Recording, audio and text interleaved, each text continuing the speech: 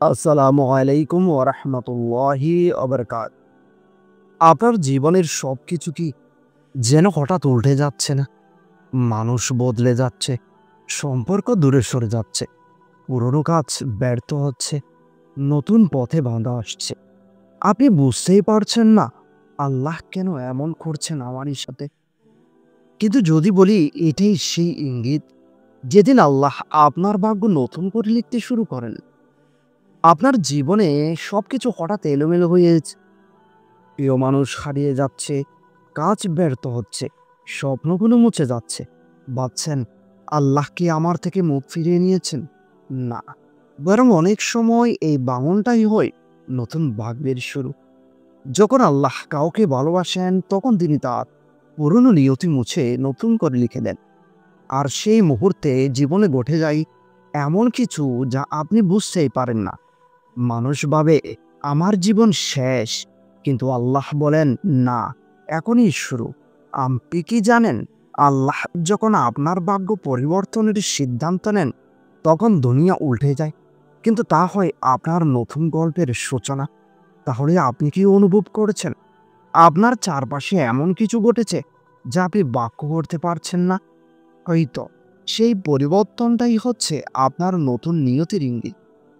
তবে তার আগে বলে রাখি, আজকের ভিডিওর শেষে এমন একটি আমল শিখিয়ে দেব, ইনশাআল্লাহ, যে আমলটি করলে আপনার চিন্তা ভাবনা বদলাচ্ছে, দরজা খুলছে, অপ্রত্যাশিত সাহায্য আসছে, এবং সেটাই সেই সময় যখন আল্লাহ আপনার ভাগ্য নতুন করে লিখতে শুরু করেছেন।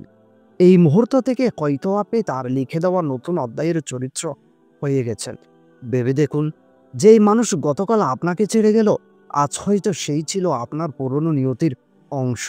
আর যাকে আল্লাহ আপনার জীবনে আনতে চান, তার জন্য তিনি পুরনো পাতা ছিঁড়ে ফেলেন। আপনি কি জানেন, আল্লাহ যখন নতুন ভাগ্য লেখেন, তখন সবকিছু উল্টো পথে যেতে শুরু করে। মানুষ ভাবে এটা দুর্ভাগ্য, অথচ এটাই হয় নতুন নিয়তির শুরু। তো চলুন শুরু করি একে একে সেই রহস্যময় লক্ষণগুলোর আলোচনা। প্রথম লক্ষণ, অজানা বিচ্ছেদ ও অপ্রত্যাশিত হারানো।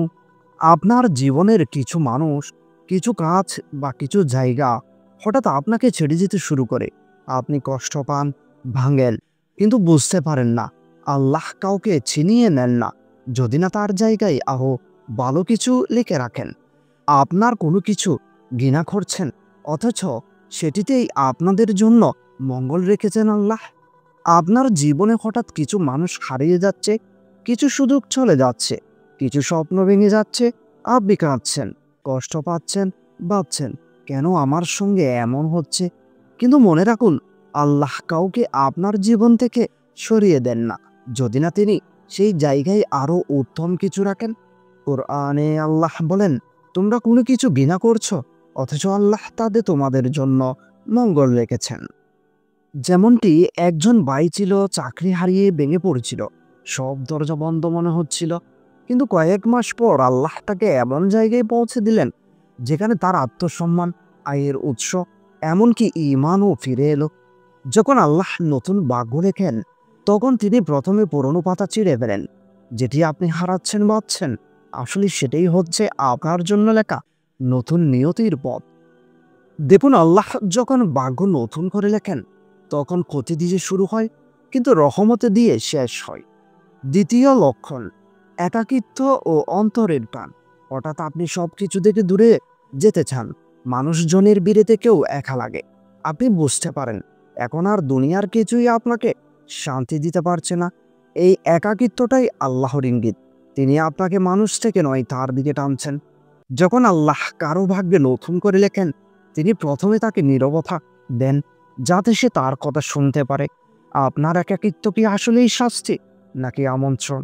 হয়তো আল্লাহ বলেছেন, এসো, এবার তোমার নতুন সূচনা লিখি। আপনি হঠাৎ একা হয়ে যাচ্ছেন, বন্ধুদের ভিড়েও মন খালি লাগে, সব আনন্দ থেকেও আপনি শান্তি খুঁজে পাচ্ছেন না। এটাই সেই সময়, এটাই হলো সেই মুহূর্ত যখন আল্লাহ আপনাকে তার বিশেষ বানানোর প্রস্তুতি নিচ্ছেন। তৃতীয় লক্ষণ, অপ্রত্যাশিত সুযোগ ও দিক পরিবর্তন। সবকিছু হঠাৎ বদলে যেতে থাকে, নতুন সুযোগ, নতুন মানুষ, নতুন চিন্তা। আপনি বুঝতে শুরু করেন আগের মতো আপনি আর নেই। আপনি বদলে যাচ্ছেন। আপনার মন এখন আল্লাহর উপর ভরসা রাখতে শিখেছে। কোরআনে আল্লাহ বলেন, যে আল্লাহর উপর ভরসা রাখে আল্লাহ তার জন্য যথেষ্ট।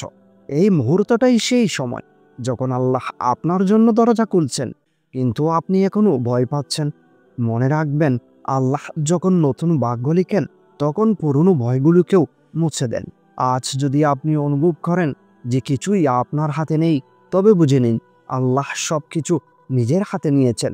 যখন আল্লাহ নতুন ভাগ্য লেখেন তখন পুরনো পথ বন্ধ হয়ে যায়। আপনি ভয়ে পিছিয়ে পড়েন, কিন্তু ঠিক তখনই সামনে খুলে যায় নতুন এক দরজা, যা হয়তো আপনি কখনো কল্পনাও করেননি। আল্লাহ বলেন যে আল্লাহর উপর ভরসা রাখে আল্লাহ তার জন্য যথেষ্ট। যখন আপনি বলবেন, আল্লাহ আমি হাল ছাড়লাম, সব তোমারই হাতে, ঠিক তখনই আল্লাহ বললেন, তাহলে এবার আমি তোমার জন্য লিখি। ভয় পাবেন না, কারণ এই হঠাৎ দিক পরিবর্তনই হচ্ছে আপনার নতুন ভাগ্যের সূচনা। আল্লাহর দেরি মানে ব্যর্থতা নয়, বরং পরিপক্কতা। তিনি আপনার জন্য এমন সময় বেঁচে রাখেন যখন আপনার প্রার্থনা শুধু উভয় নয়, গল্প হয়ে যায়। আর জানেন কি, যখন আল্লাহ নতুন ভাগ্য লেখেন তখন আপনি ঘুমিয়ে থাকলেও তিনি আপনার জন্য পরিকল্পনা করেন। তাহলে প্রশ্ন হচ্ছে, আপনি কি প্রস্তুত আপনার নতুন ভাগ্যের প্রথম সকালটাকে স্বাগত জানাতে? যে আল্লাহ তুমি আমার জন্য যা লিখবে তাতেই শান্তি দাও। তো চলুন শুরু করি আজকের সেই বিশেষ আমলটি। প্রতিদিন ফজরের পর একান্ত নির্বিঘ্নে বসে 7 বার এই দোয়াটি পড়ুন। হাসবুনাল্লাহ ওয়া নি'মাল ওয়াকিল ওয়া নি'মাল মাওলা ওয়া নি'মাল নাসির।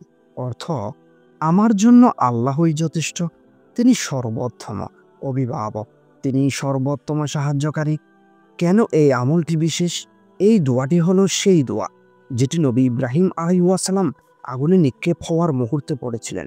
এটি সেই দোয়া যা আল্লাহর উপর পূর্ণ ভরসার প্রতীক। আপনি যখন এটি হৃদয় থেকে বলবেন, আল্লাহ ততক্ষণে আপনার ভাগ্যের নতুন পৃষ্ঠা খুলে দেন, যেখানে তার রহমত, সাহায্য আর সঠিক পথে চলার আলো লেখা থাকে। ফজরের পর বা রাতে তাহাজ্জুদের সময় চোখ বন্ধ করে 7 বার এই দোয়াটি পড়ুন। এরপর একবার বলুন, আল্লাহ আমি তোমার উপর ভরসা রাখলাম, আমার জন্য যা ভালো তাই লিখে দাও। তারপর নীরবে একটু সময় ধ্যান করুন, যেন হৃদয়ের গভীর থেকে এই অনুভূতি আসে যে আল্লাহ আমার জন্য কিছু নতুন লিখেছেন। যখন আপনি এই আমল নিয়মিত করবেন, আপনি অনুভব করবেন আপনার চিন্তা ভাবনা বদলাচ্ছে, দরজা খুলছে, অপ্রত্যাশিত সাহায্যও আসছে।